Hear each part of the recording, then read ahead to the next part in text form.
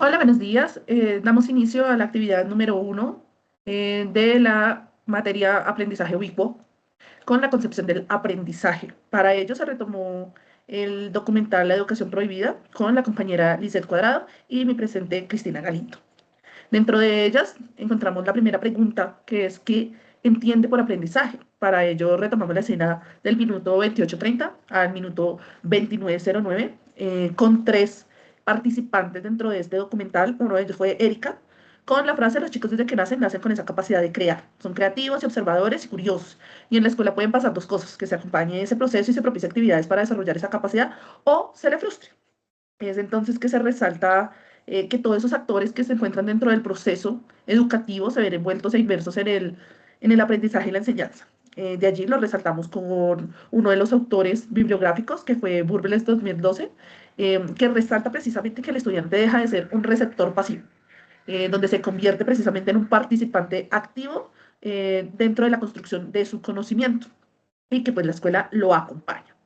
De allí también lo acompaña el doctor Carlos con la frase: podríamos caracterizar que el ser humano propende a aprender. Incluso podemos decir más todavía, que no es en ningún mérito del ser humano aprender, más todavía, es que no puede no aprender. Es decir, encontramos ese niño con apertura a aprender, siempre como esa esponjita que comienza a recoger, a recoger, a recoger, y pues está presto precisamente a qué le ofrecemos la escuela, qué lugar y qué rol cumple dentro de este proceso. Es decir, que la apertura propia del ser humano para recibir todo estímulo se convierte en aprendizaje del mundo que lo rodea. Y está de Colombia Auira, que menciona que tú todo lo ves. Todo el tiempo te está preguntando: ¿usted por qué esto? ¿Usted por qué lo otro? No es porque tú tengas que inculcarle las ganas de preguntar. Lo tiene en su esencia.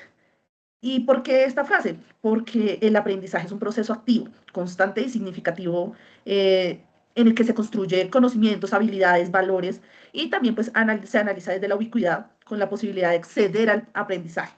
Esto desde cualquier momento y desde cualquier lugar, para que se fomente precisamente la autonomía y la independencia ante el conocimiento, y pues que precisamente no sea solamente el rol del docente el que me esté brindando el conocimiento.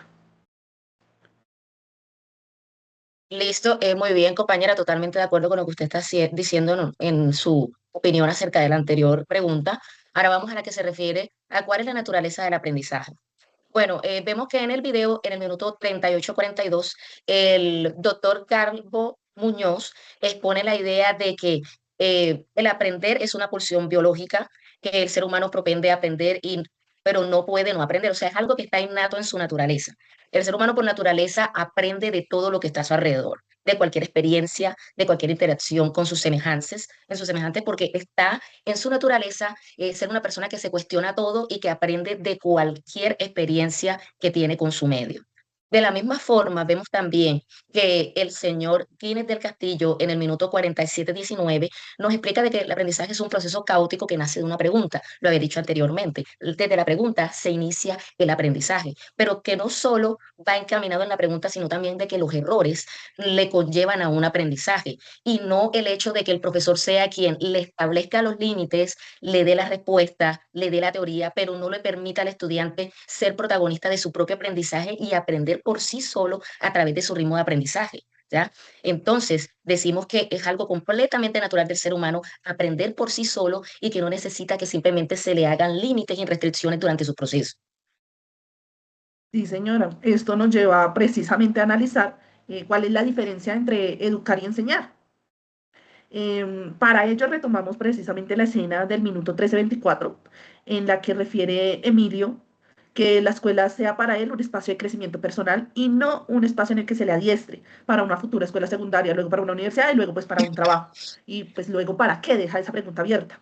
Y esto lo acompaña precisamente Carlos, en el que resalta que es más fácil decir: ahora se callan, ahora abren el cuaderno, ahora agarren el lápiz rojo, lo cual es un adiestramiento, no es educación. Entonces, precisamente para el docente, ¿qué es? Para ti como docente, ¿qué es? ¿Tú estás educando o estás enseñando?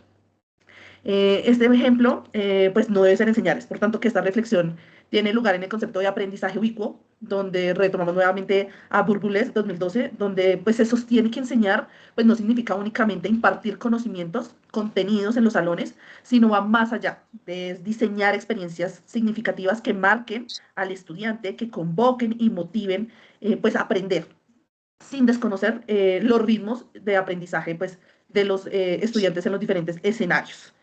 Esto en conjunto con, pues obviamente, el pensamiento crítico.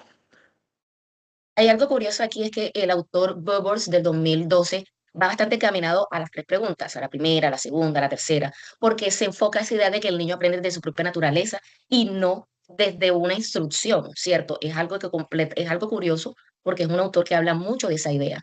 Aquí vemos en la pregunta que si puede haber educación sin escuela.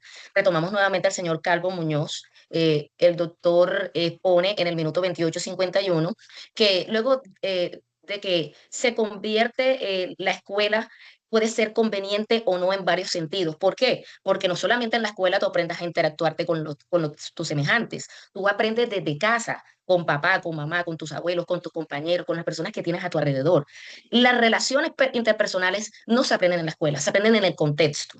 ¿Ya? Por eso él plantea la idea de que pueda que en ciertos aspectos la escuela no sea necesaria. Sí, la escuela nos ayuda a profundizar ciertos conocimientos que nosotros ya tenemos, ¿ya? Pero realmente el ser humano ya lleva conocimientos desde antes de empezar la escuela. ¿Ya? Entonces aquí el pediatra Carlos González en el minuto 30:41 expone la misma idea que dijo el doctor Muñoz y dice que no solamente nosotros podemos vivir hasta sin saber algoritmos, sin saber álgebra, sin saber trigonometría, pero que lo que es la parte de las relaciones humanas, la interacción, la experiencia de la que uno aprende realmente, es algo que solo conseguimos a partir de la interacción del contexto. Y el niño lo hace jugando e interactuando con sus semejantes, tocando aquí, experimentando allá, porque hay muchos niños que son inquietos y solamente aprenden haciendo.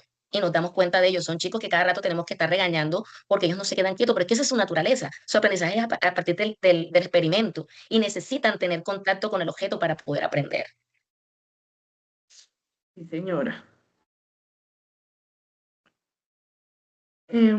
Y esto nos conllevó a que, digamos que hay una gran pregunta y es, ¿cuál sería un nuevo paradigma educativo?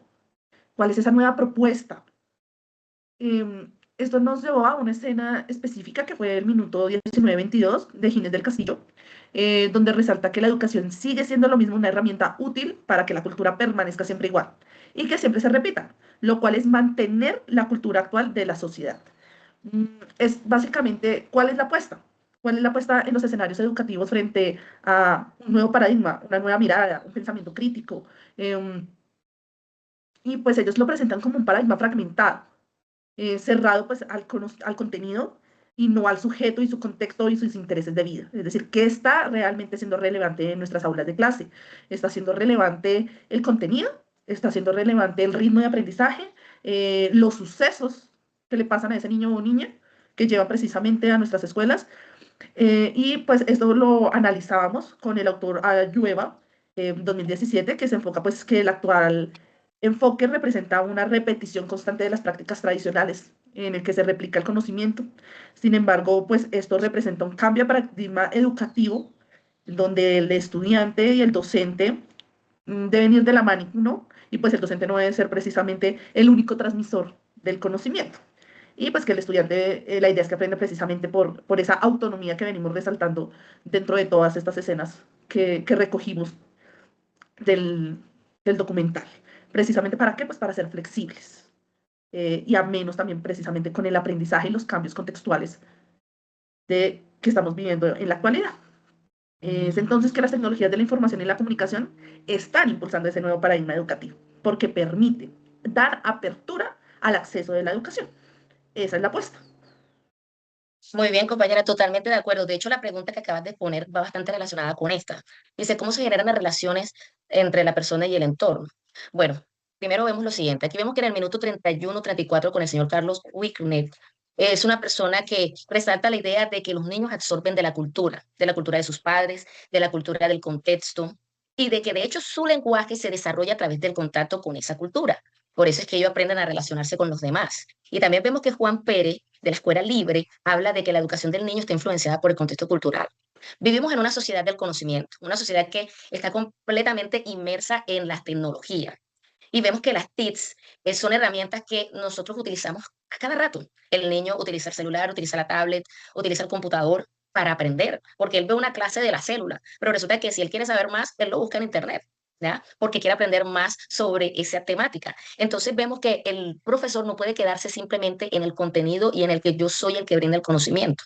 Debe tener en cuenta que el estudiante viene con los conocimientos del contexto y que ese contexto está liderado por las TIC, por la tecnología, y él no puede estar completamente descontextualizado con el hecho de que la tecnología es un apoyo para el aprendizaje, no es una obstrucción, obviamente, utilizada de la forma adecuada. ¿Ya? Y eso es lo que hay que enseñarle a ellos, las competencias digitales, cómo emplear de forma adecuada las TICs y emplearlas dentro del aprendizaje, obviamente teniendo en cuenta la interacción del contexto.